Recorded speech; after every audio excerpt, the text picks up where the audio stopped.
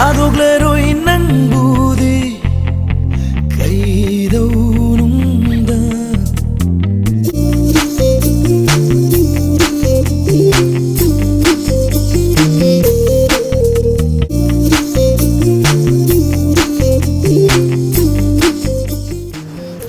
Hello guys, welcome back to our channel.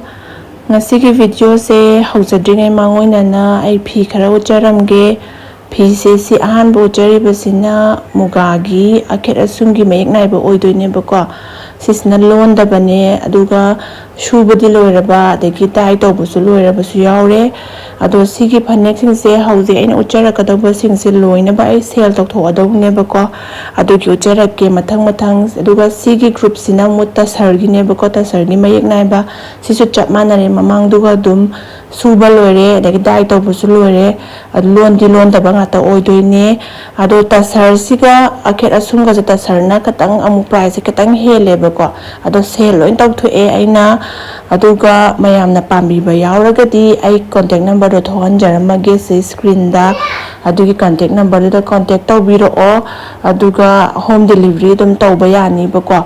Aduga sigi aronba sina akhet asumgi mayek naiba oidoine yam jalaktre ayamba mina loi lawnagre bako. Aduga sisina amuk tasargi aronba mayek naiba oidoibako.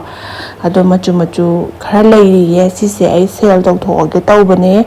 Ado kuire phi video thagatabasu ado ngasi mate kharna ma hapcharakbane sisu aronba aroibane tasarne.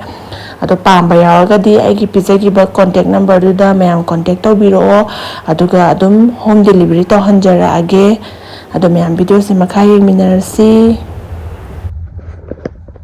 Athoibi hi Athoibiga papaga khoi humse hojik kenodagi chicken semure bako broiler chicken do semure aduga ayen kana tawbudi ulaude yen asi mamanga thamdai baba aina sida leire maiga selam tiklangne aise hongdawaram gi lai dukka thado makanda tholai ne Taichung sina maroma. Hingoy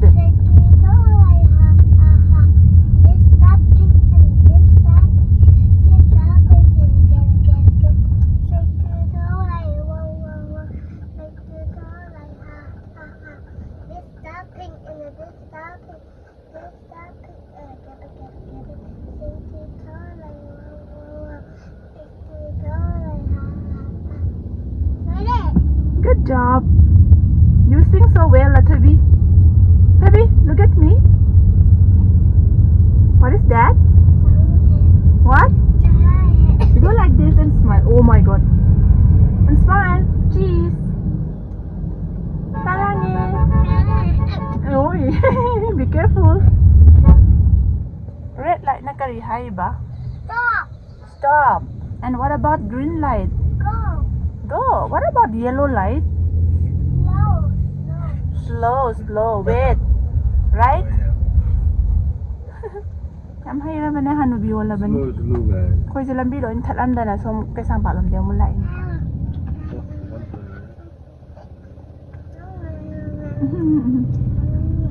Anta dance to odana. Dance to sa othubi.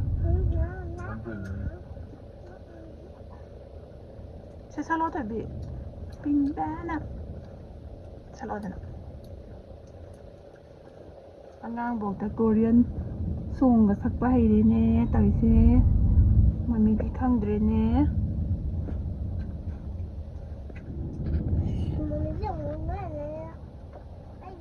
yaye Ai lang ba yam? ye ta lang ba Baba. traffic jam to e Hi Macha Hi. Shitaro Hi No. What happened? Papa doesn't go to Bubu's house. You want to go to Bubu's house? Yeah. Okay.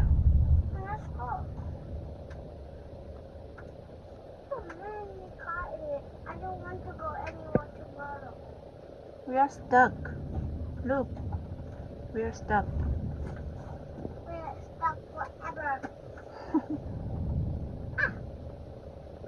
What happened? Go faster! Oh, look at that baby. Oh, it's a cute baby.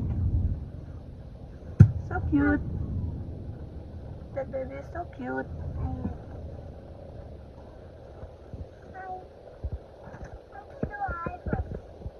Udre, muy udre.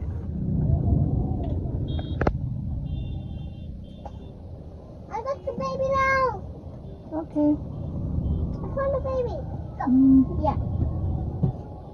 They're expecting the baby. Found this baby before.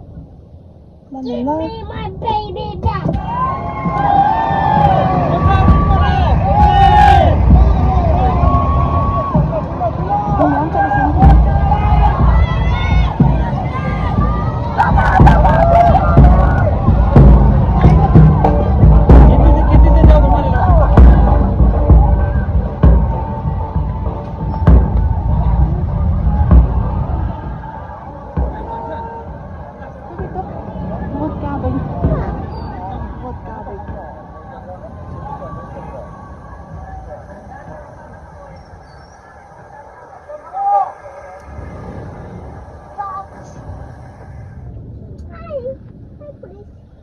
Hi, police cả thôi bên đây chứ. Papa ya sih ketang lấy thay biểu thay bị nghỉ. Tha được gì à thì chúng mắm sẽ làm.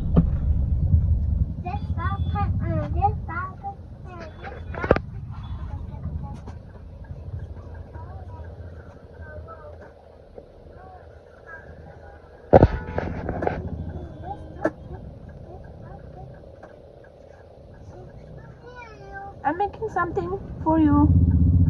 What is this? Hey, love you. Which one could you Tudo bem, Adrão?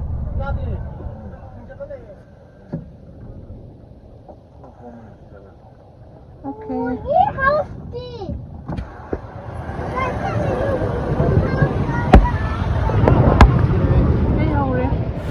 Aduga next day da amu Emanabi lakpagi chicken thongba haure. Chicken thongba slaire. Soibum irombagi football loire. Then sina champut laire torbo champut taure. Aduga yen thongba su smain taura mahi hapaga. Ngaihak sawali kuya thoibi su lai. Yen thongba tangkai sanjala eba ko Emanabi lakpa ngairamine. Yen thongba lo sule wala makan kaleza. Iromba maroi hapji. Wala ini nih. Hapetan namjan gitu. Aku ini nganu thong ya da bai ni ko na ta dai nganu tawro da. Aku ni ngam sa sa. Ni koi la oi tawro manin da da.